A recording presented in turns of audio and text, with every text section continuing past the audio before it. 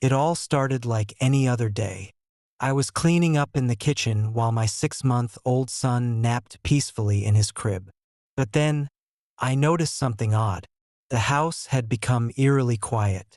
At first, I thought I had forgotten something, but when I looked out the window, I realized HOA Karen, the neighbor I hadn't been close to in years, was gone, and so was my baby. At that moment, I couldn't think straight.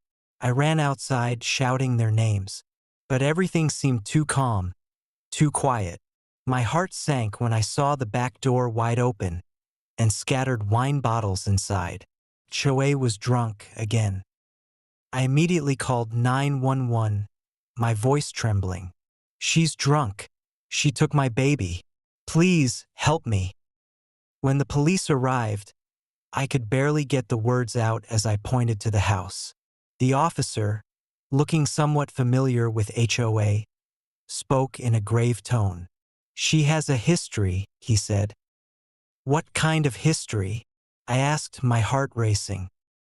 "She's had issues. Be careful." Then we received a call from a gas station 15 miles away. A woman matching HOA's description had tried to offer a baby in exchange for gas. We rushed to the station. As soon as we arrived, the cashier was standing outside, pale and shaking. "She left just a few minutes ago," he said, his voice cracking. "Tried to hand me the baby. When I refused, she just took off into the woods behind the station." I didn't wait.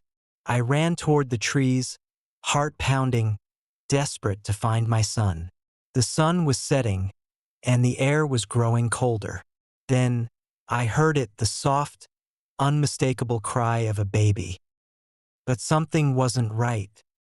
There was another cry, 2 cries. I froze. And there she was. HOA was sitting on the ground in a small clearing, holding my son tightly, his tiny body warm in her arms. But beside her was another child, dirty, wrapped in leaves and eerily still. "HO," I gasped, trying to keep my voice steady. "Give me my son, please." HOA didn't respond. She looked down at both babies, swaying slightly, eyes vacant. "I did what I was told," she whispered, more to the trees than to anyone. "Now it's their choice." I stepped forward, my heart pounding. "What do you mean? What's going on here?" She didn't look at me. "One is yours," she said softly. "The other came to me in a dream. It said it had to be born again." A cold chill ran through me. "What are you talking about?" I whispered, stepping back, clutching my son tighter. Before she could answer, a voice came from behind me. Another officer, his gun drawn, calm yet firm. "Put the baby down," he ordered. But HOA didn't move. She only smiled softly, her lips curling into a strange, unsettling grin. "I can't stop this," she murmured, and then began humming a lullaby I'd never heard before. Immediately, both babies stopped crying. They stared up at her, unblinking, their eyes too still, too knowing. Suddenly, a noise filled the air. A low, guttural growl, almost human, but not quite. Something was coming. The sound of something approaching grew louder, its growl unmistakable, sending chills down my spine. My instincts screamed for me to run, but I couldn't tear my eyes away from the strange scene in front of me. HOA Karen was still humming that eerie lullaby, her eyes unfocused, as if she were in a trance. The babies lay silently at her feet, and their stillness was unnerving. The officer stood frozen, as if caught in some invisible force, his hand still gripping his weapon but not daring to take action. I took another step closer, my voice trembling. "HOA, what are you doing? This isn't you. You're drunk. You're not thinking straight. This isn't real." But she just looked at me, her lips curling into a slow, mocking smile. You think I'm drunk, don't you? You think I'm crazy. But I've seen things you wouldn't understand. Her words struck me hard. HOA Karen wasn't just drunk. There was something darker, more twisted in her eyes now. The woman I had once known, the one who would snap at anyone who crossed her, was gone. In her place was someone different. "Ho, please," I begged, my hands shaking. "Give me my son. I don't know what's going on here, but we can fix this, we can." She laughed, sharp and cruel, the kind of laugh that makes your skin crawl. "You think you can fix this? You can't fix something that was meant to happen. He chose me. They chose me." The words hung in the air, heavy with meaning I couldn't grasp. Behind me, I heard the unmistakable sound of footsteps. The officer had moved. His voice, calm and steady, rang out. "Ma'am, put the child down," he commanded, his hand still on his gun. "You're under arrest for kidnapping." Choi Karen didn't even flinch. Instead, she raised her head, staring at the officer with an eerie calmness. "You think arresting me will stop what's coming? What's already here?" Suddenly, the growl I'd heard earlier turned into a full-blown roar. It was no longer distant. It was close.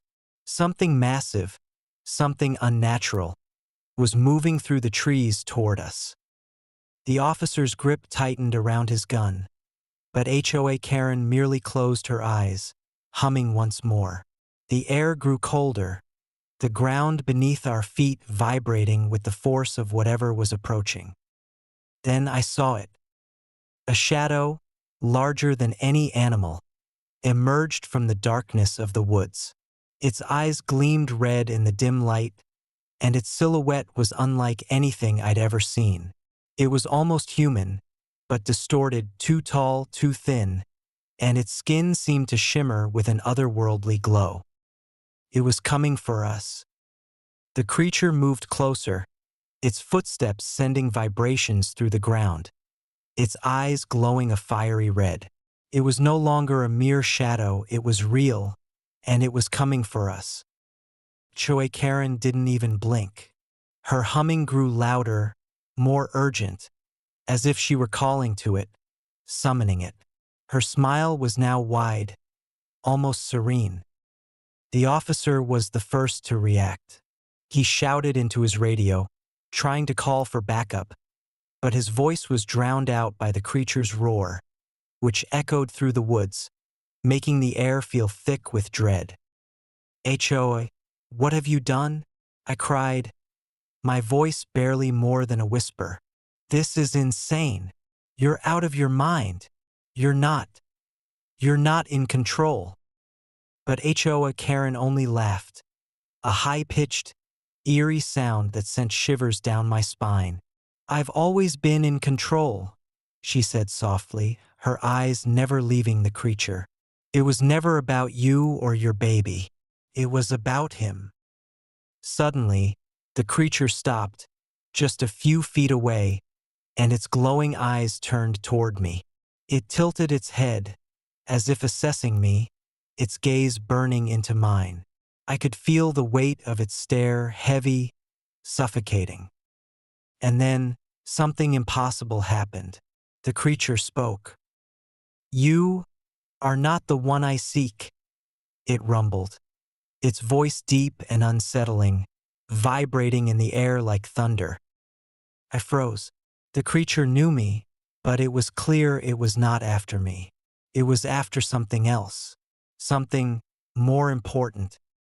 HOA Karen took a step forward, as if this was exactly what she'd been waiting for. "He chose me. You don't understand. This isn't about you."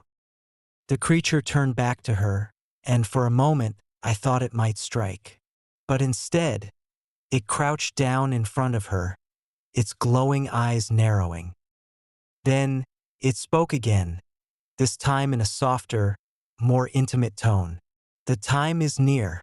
You must prepare. HOA Karen smiled, her lips trembling with excitement. I've been waiting my whole life for this. The officer, who had been frozen in place, now made a move.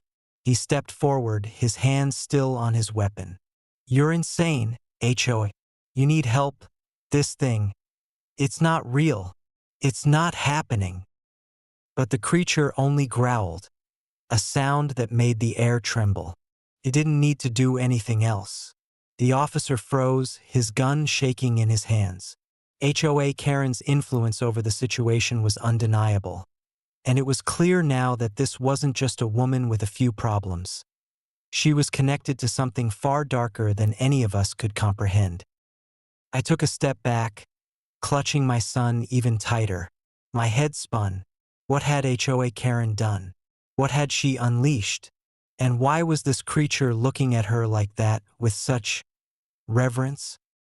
As if in answer, HOA Karen reached down, lifting the second baby, the strange, dirty child that had been lying motionless in the grass. She cradled it in her arms, whispering something under her breath. Then, the creature turned, its eyes flicking once more between me and HOA Karen. It seemed to consider us, and then, without a word, it began to move back into the forest, its massive form vanishing into the shadows. The air grew still. For a long moment, no one spoke. And then, HOA Karen's voice broke the silence. It's over, she said, her tone calm, almost satisfied. The ritual is complete. There's nothing you can do now. I felt a cold chill as I looked at her, realizing that what had just happened was far beyond my understanding. HOA Karen wasn't just a difficult, sharp-tongued woman. She had unlocked something ancient, something terrifying, and now, there was no going back. The creature was gone, but the silence it left behind was deafening, and I couldn't shake the feeling that this was only the beginning.